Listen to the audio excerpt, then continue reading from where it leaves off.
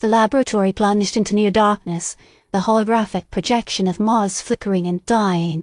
Elias scrambled back from the diagnostics panel, his shoulders screaming in protest. Thorne, meanwhile, remained transfixed, his hand pressed against his side where the energy beam had struck him. Paradox level critical, Elias gasped, his voice echoing in the sudden silence. We need to initiate the temporal lock protocol. Now. Thorne didn't respond. His eyes remained fixed on the swirling data streams displayed on the observation console. They're adapting, he murmured more to himself than to Elias. Their countermeasure protocol's remarkably efficient. They're learning. Learning what, Thorne? They will try to dismantle their infrastructure. They will try to unravel their timeline. Elias' voice was tight with anxiety. We need to sever the connection. Protocol Omega-7. A harsh, synthesized voice crackled over the intercom. Containment breach. Sector Gamma 9. Repeat, containment breach. Elias whirled around, searching for the source of the alert.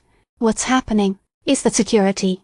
They've anticipated our interference, Thorne said, his voice flat, as if explaining a scientific principle. They're proactive. Suddenly, a figure materialized in the doorway, bathed in the faint emergency lighting. The figure was encased in archaic, cemented armor, its surface dull with age and etched with unfamiliar symbols. A ray gun, shaped like a stylized serpent, was held loosely in its gloved hand. Protocol Omega-7 initiated, the armored figure announced, its voice distorted by a vocoder. Terminate threat level Alpha. Elias recognized the protocol designation. Omega-7 was failsafe, a last resort measure designed to eliminate any threat to the integrity of the temporal research. But who was this figure? Wait, Elias shouted, raising his hands. We're researchers. We're trying to help. The armored figure ignored him, its gaze fixed on Thorne. Architect, it rasped. Your interference isn't acceptable. Thorne's eyes widened, a flicker of fear crossing his face. How do you know that name? A second figure shimmered into existence beside the armored sentinel. It was Thorne, older, his face etched with lines of exhaustion and his eyes burning with an unnerving intensity. This Thorne wore a similar suit, only darker, more refined. You cannot stop the cycle, Aris, the older Thorne said, his voice deeper, resonant with power. The loom must be rewoven. Elias stared, his mind reeling. A doppelganger. Two versions of Thorne, one terrified, the other predatory. The cycle, the loom. Thorne gasped, clutching his side, his face contorted in pain. What are you talking about? The armored figure raised its ray gun. The cycle dictates the flow. The loom weaves the pattern. Your actions threaten the integrity of both. Suddenly, a string of Sumerian characters appeared on the diagnostics panel, overlaying the complex temporal schematics. The symbols pulsed with a faint, ethereal light. What is that? Elias whispered, his eyes fixed on the ancient script. Sumerian. How can that be? The older Thorne ignored Elias' question, focusing solely on his younger counterpart. You sought to understand, Aris. You reached beyond your station.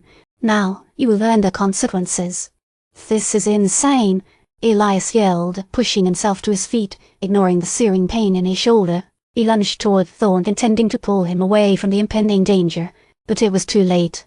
The armored figure fired. A beam of energy lanced across the room, narrowly missing Elias but striking the diagnostics panel. The Sumerian script intensified, bathing the laboratory in an eerie green glow. Terminate, the older Thorne commanded.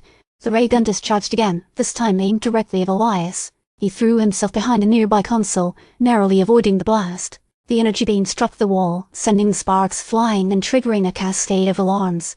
We need to get out of here, Elias screamed, struggling to his feet. This isn't research anymore, Thorne. This is a trap. Thorne, still leaning against the observation console, watched with a strange detachment. This cycle is inevitable, Elias. The loom requires constant maintenance. The older Thorne stepped forward, his eyes locked on his younger self. You cannot comprehend the weight of responsibility, Aris. You have meddled with forces beyond your understanding. Elias scrambled towards the lab doors, fumbling with the release mechanism. The doors hissed open, revealing a darkened corridor beyond. He glanced back to see the two Thornes advancing, their figures silhouetted against the pulsing green light. Come on, Thorne! Move! Elias shouted, pulling at Thorne's arm, but Thorne remained rooted to the spot, his gaze fixed on the approaching figures. The loom demands balance, Aris, the older Thorne repeated, his voice echoing in the corridor. You will assist in its reweaving. Elias, realizing that Thorne wouldn't move, abandoned his attempt to drag him. He sprinted down the corridor, the sound of the escalating conflict fading behind him. He didn't know where he was going, or what he would find, but he knew he couldn't stay.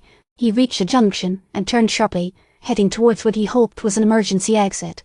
As he rounded the corner, he heard a sickening crack followed by a drawn-out groan. He didn't look back. Reaching a final exit door, Elias yanked it open and stumbled out into the cool night air. He was on a deserted service road, surrounded by the towering silhouettes of the research facility. Above him, the stars glittered with golden difference. He leaned against the concrete wall, gasping for breath, his body trembling with exhaustion and fear. What had he just witnessed? Who were those figures?